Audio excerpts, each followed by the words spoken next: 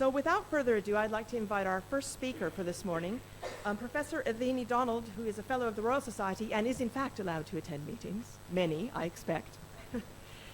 Professor Donald's been at the Cavendish Laboratory at the University of Cambridge since 1983, and she became a professor in 1998.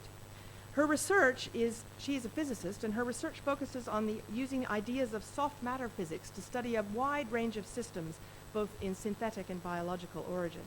She's been the Master of Churchill College since October of 2014, and from 2010 to 14, she was the University of Cambridge's Gender Equality Champion. She's been a member of the Royal Society Council, where you do have to attend lots of meetings, and served on numerous of their committees. She was the founding chair of the Institute of Physics Biological Physics Group in 2006 to 2010, and was a project director of the Institute of Physics Teaching Biological Physics project. She was a trustee of the Science Museum Group and remains a member of the Science Museum's advisory board.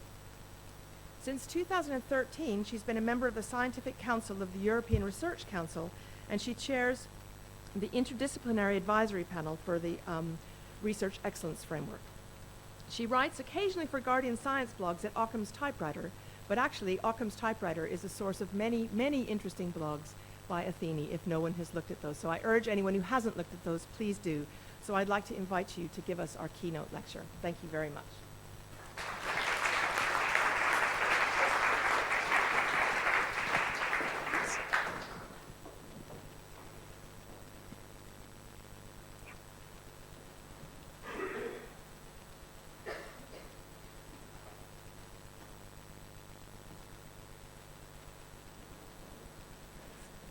I hope I have. Hello, am I mic'd up? Is that working? Good. Well, that was quite a long and extensive introduction. It may sound like I have no connection with the Linnean Society, but I suddenly remembered something my mother told me, which is that my great-great-great-grandmother's daughter married Francis Booth, who was the secretary of the Linnean from 1832 to 1839. So I don't think I'm a direct descendant. I think it's sort of collateral, but there you are. There is a connection.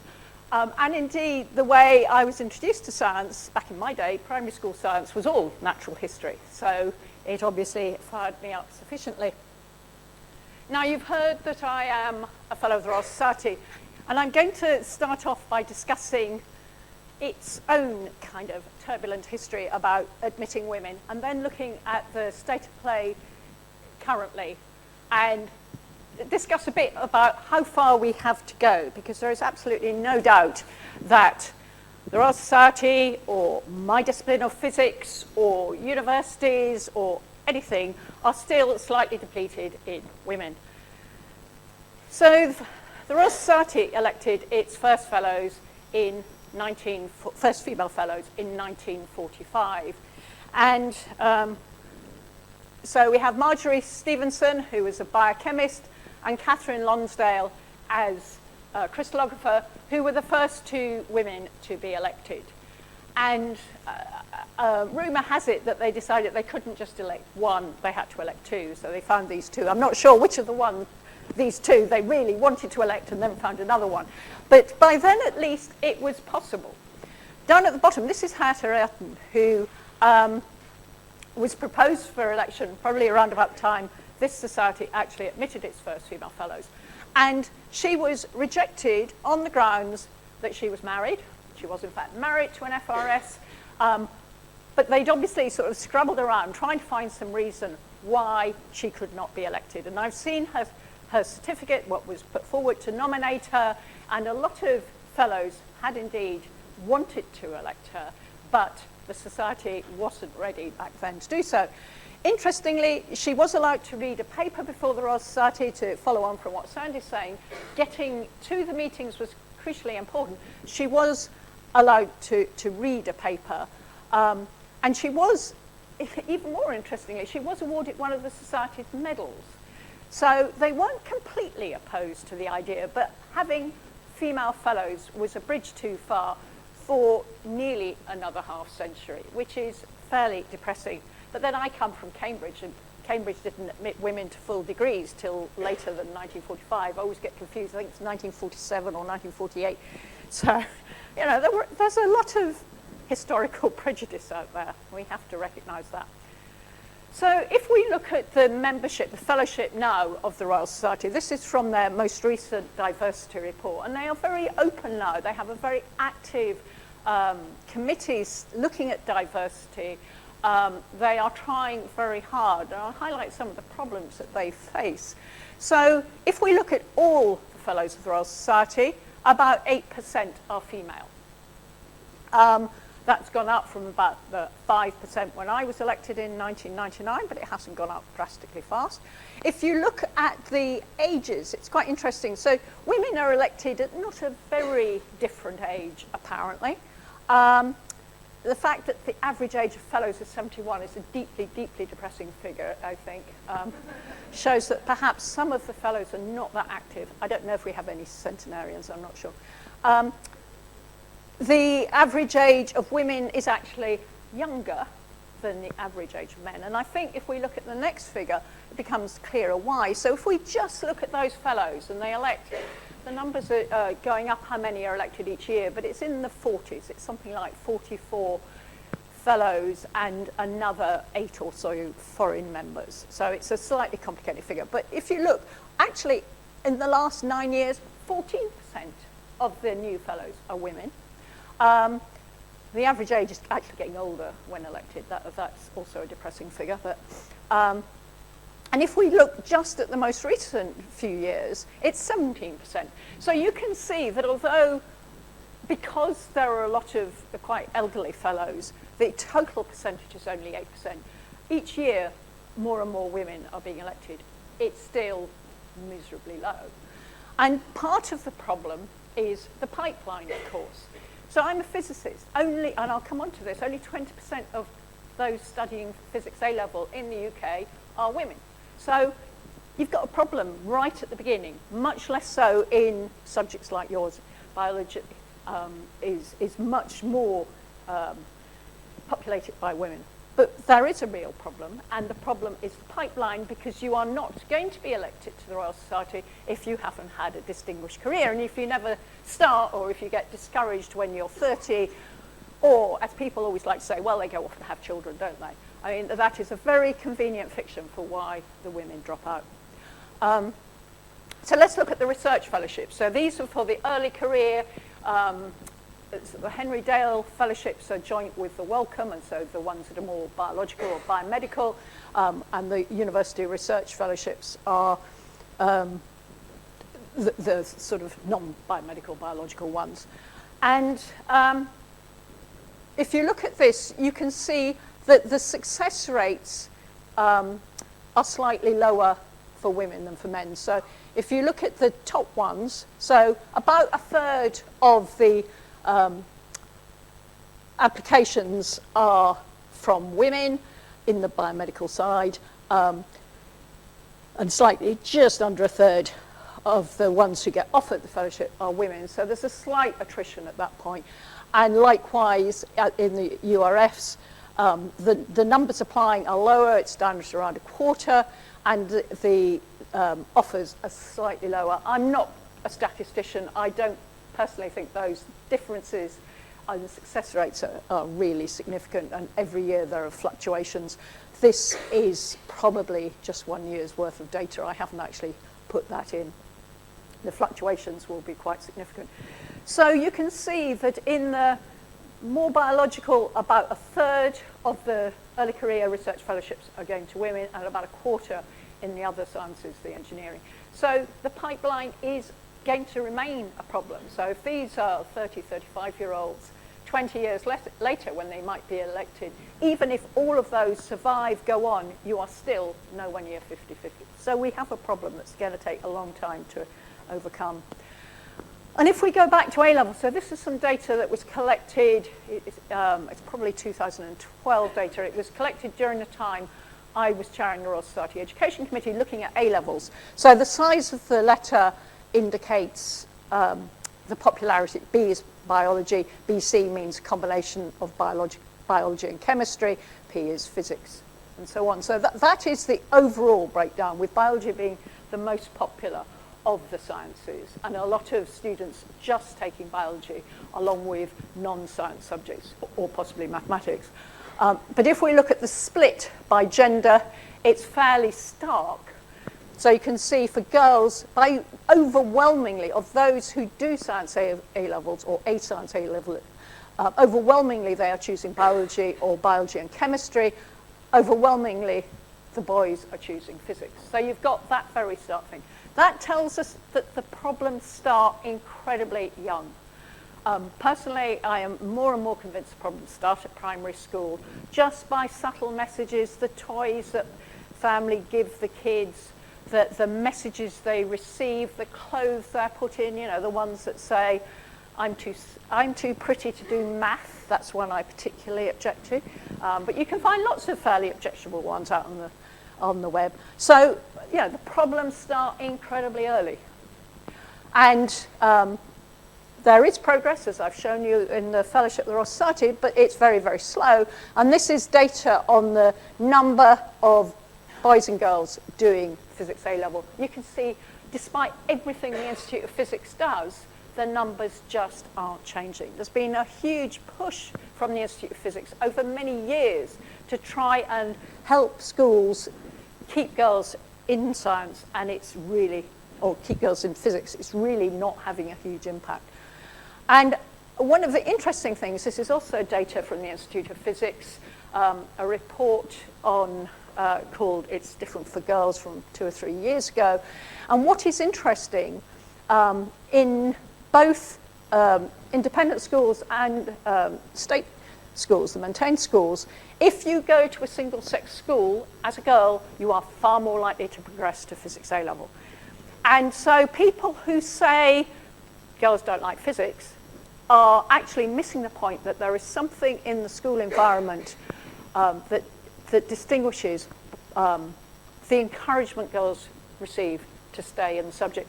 And I'm not going to say if it's teachers or if it's peer group pressure from the boys or what, but clearly if you go to a single-sex school, you are much more likely to stick with physics. And if I'm talking to an audience of physicists, who have progressed in physics, overwhelmingly I find that if you ask who went to a single-sex school, the girls will, or the women, will put their hands up. I certainly did. No one told me I could not do physics. I had no idea it was an odd thing to want to do. I was the only girl in my school who chose to do physics. Most of the others who did science A-levels were going on to be medics. But it's still prevalent, these problems. Now, I think in biology, in the subjects that feed into people who will become fellows of this society, it's less extreme. But we have to recognize societal pressures, cultural messages that the media give out still discourage girls from this and still say, oh, you'd be so good as a nurse or, the caring professions. And it is interesting, in Cambridge, 80% of our undergraduate admissions to the vet school are women. So we have a discrepancy in the opposite direction. So why aren't boys being encouraged to be vets? And as Sandy said, diversity really matters. So whichever way it goes, it's a bad thing.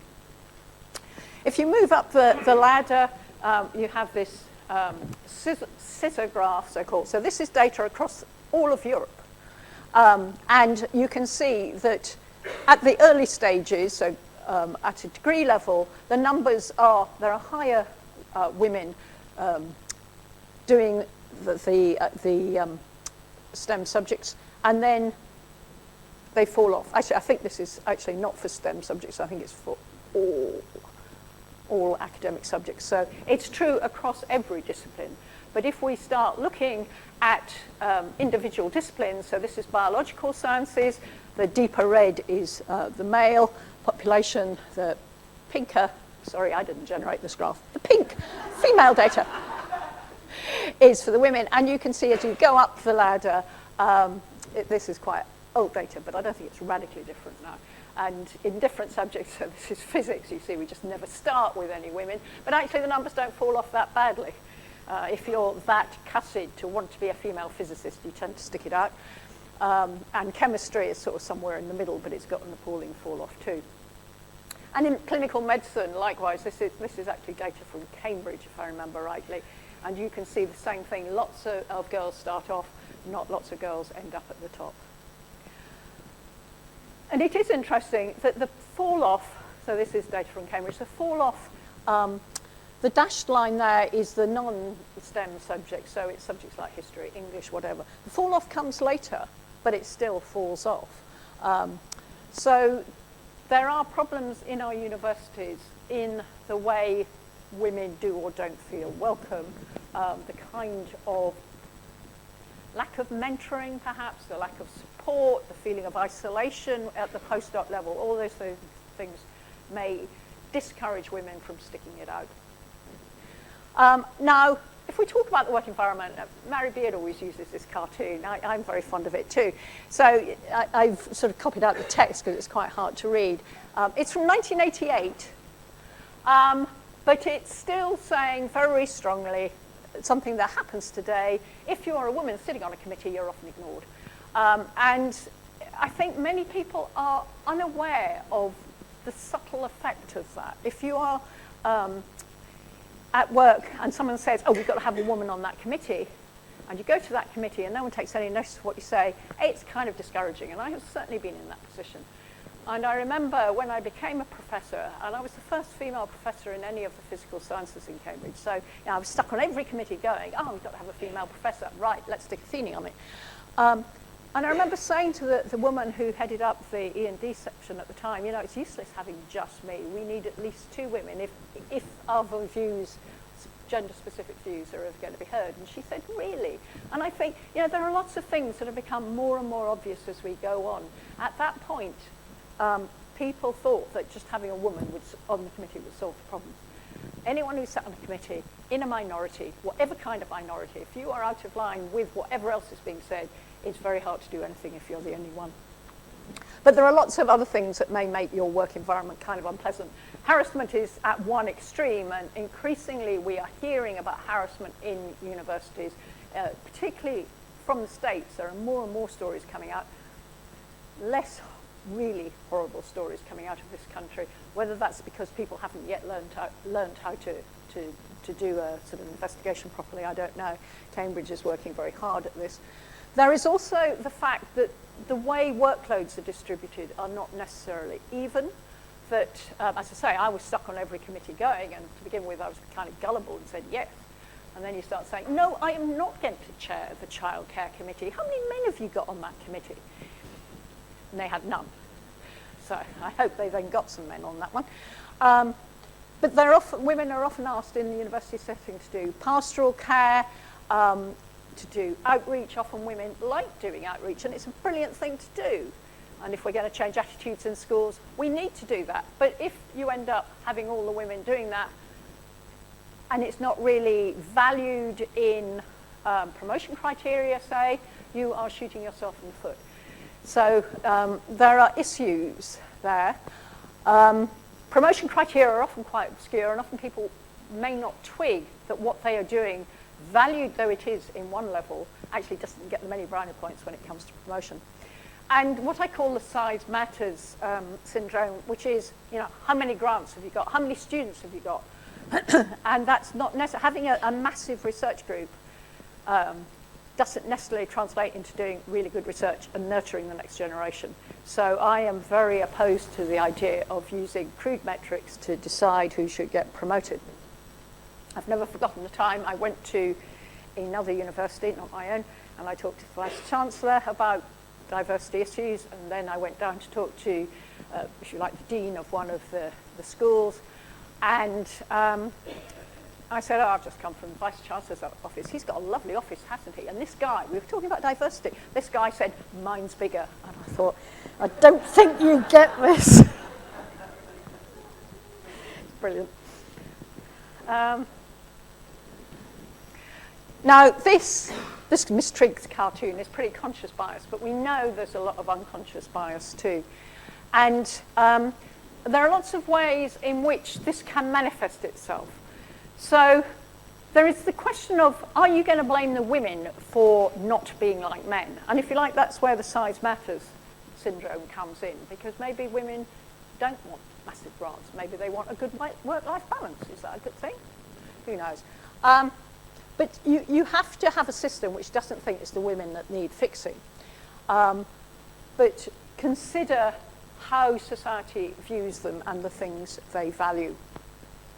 And it's quite hard to do because, as I say, a lot of this is sort of subliminal. People don't necessarily recognise what they themselves are doing, and we're all biased in different ways.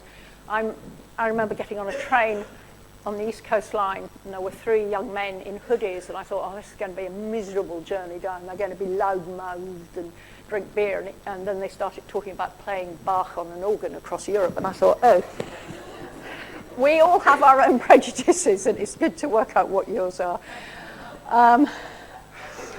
But working out how we value women and how we value what they do is very important.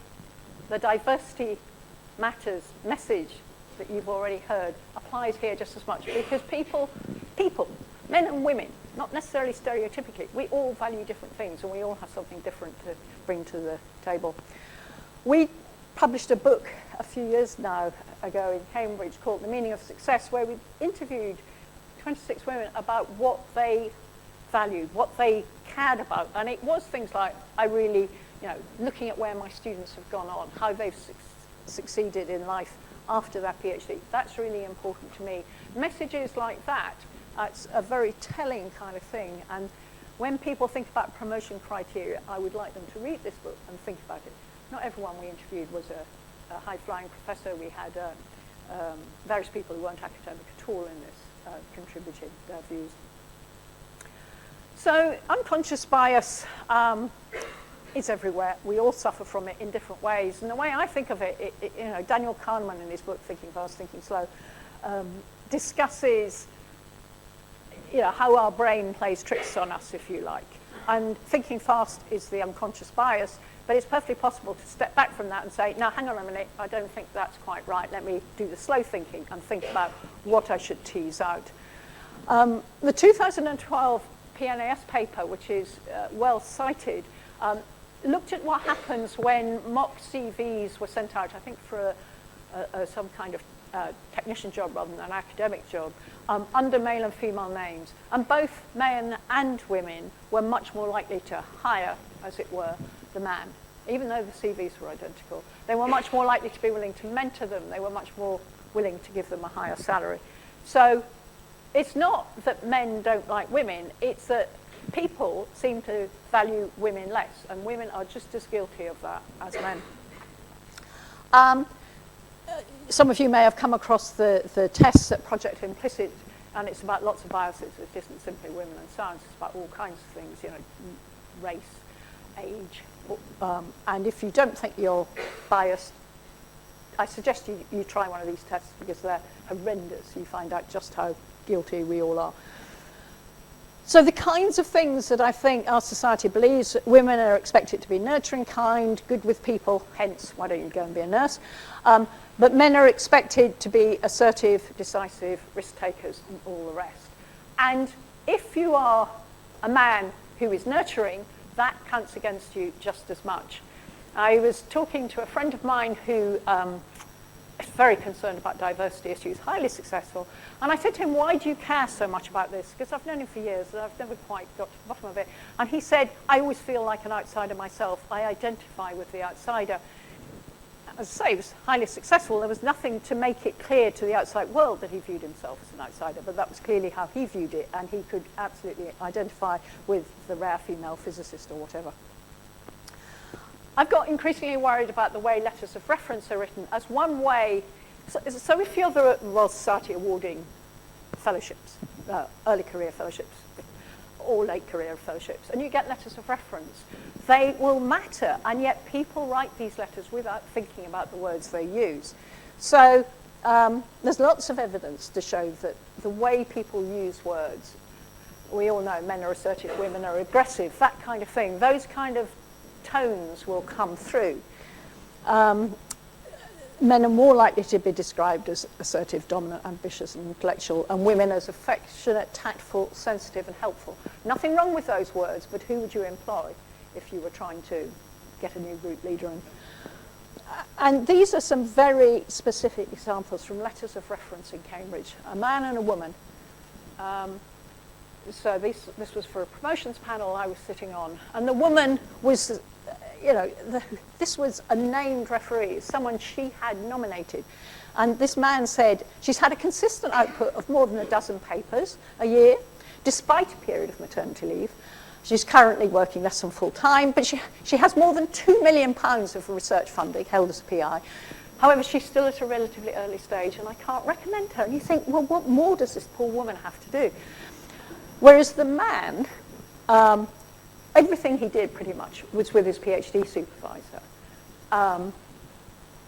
And this referee said, however, for about half of these, B appears to be the senior author. What evidence he had, I don't know. And presumably the intellectual driving force behind the work. My overall view is that he's highly deserving. So the man was given the benefit of the doubt in this letter of reference. Now, I knew both these people. They both got promoted. The panel saw through this kind of wording. But it is ubiquitous, and you have to work really hard to overcome this kind of messaging. And increasingly, I think it is that women are judged on what they've actually done, and men are judged on potential. I've seen that too often. When it comes to salaries, there's a lot in the news at the moment about gender pay gap. What happens if women ask for a pay rise or a bonus or whatever? People don't like them. And there's, again, good sort of social sciences evidence to show that women who ask for a rise or negotiate upon hiring or whatever are not liked, and it counts against them, and it may backfire. So the women tend to be penalised if they ask. And as I say, there have been lots of tests done in watching videos. It's the women who ask who are penalised. And there was an interesting study done some years ago now at Stanford, I mean, probably over a decade, where they trained women to negotiate. So these were women professors. They trained them to negotiate. They didn't train the administrators, and the administrators couldn't cope with these women who negotiated, and the negotiations were no more successful. So there's a lot of issues to overcome before we get rid of the gender pay gap, I suspect. And it's sort of structural.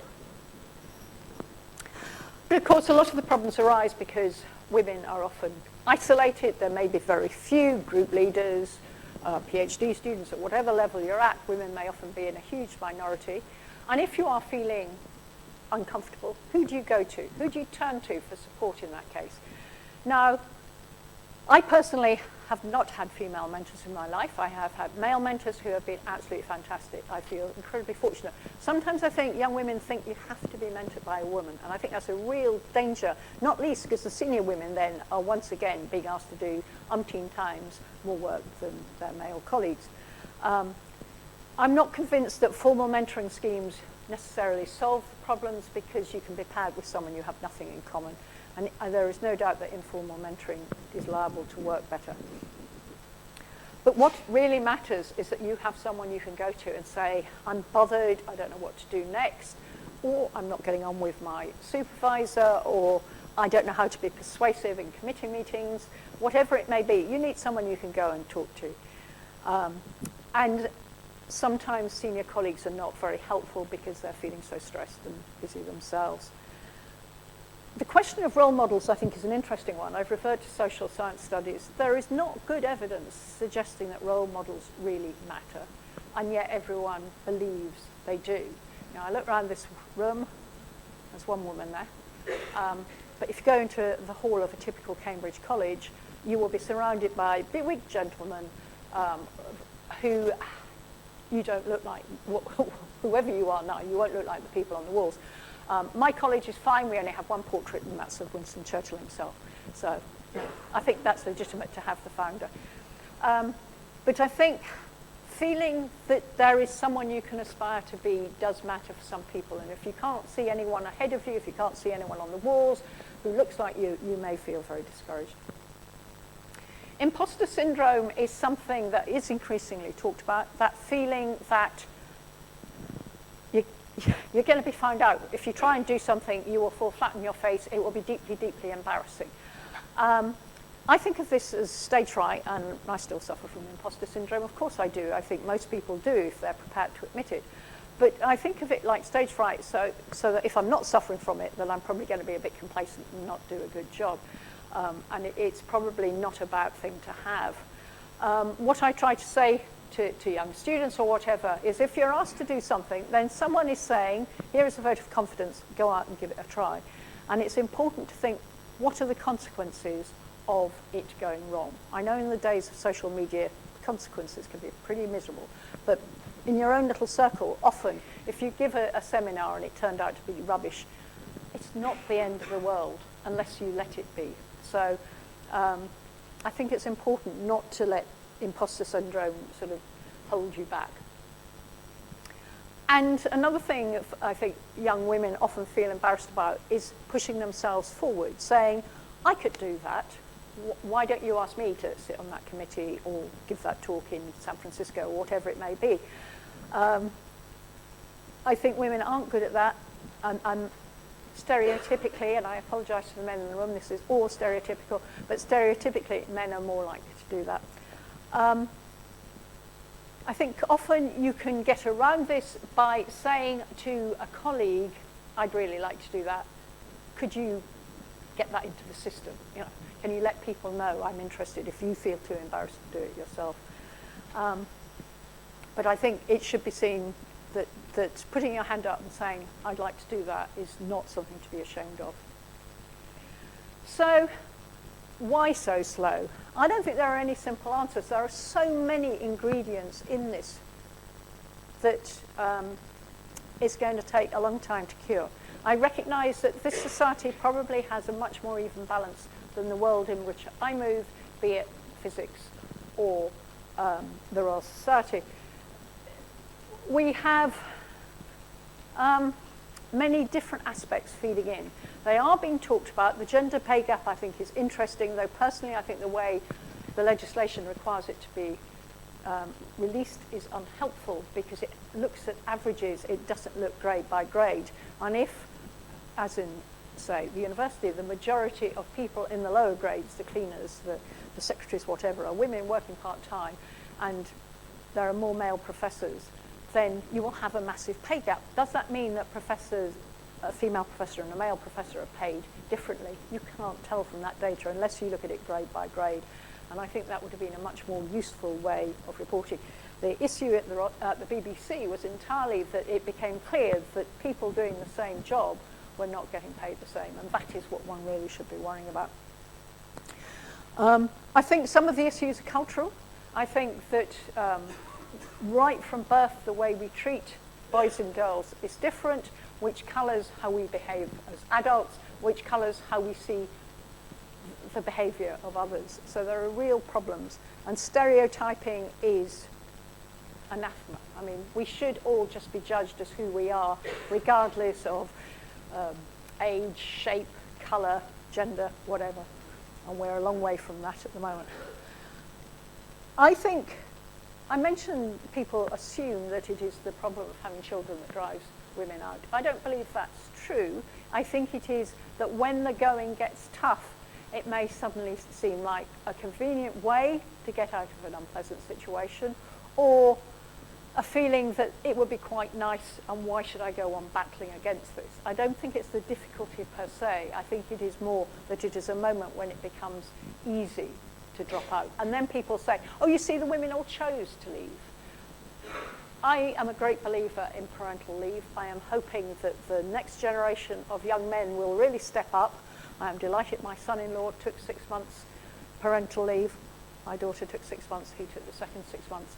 If we get enough young men doing that, I think society will change fairly rapidly. So, personally, it's a complex field.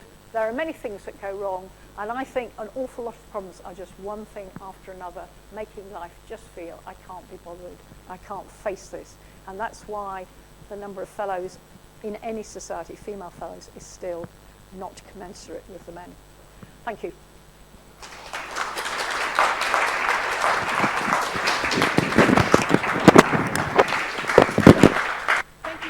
As I said, we'll have questions after the entire thing is over. And I just want to mention that although societies like ours are often held up as being very different to physics, In 2017, this society only had 22% of its fellows were women.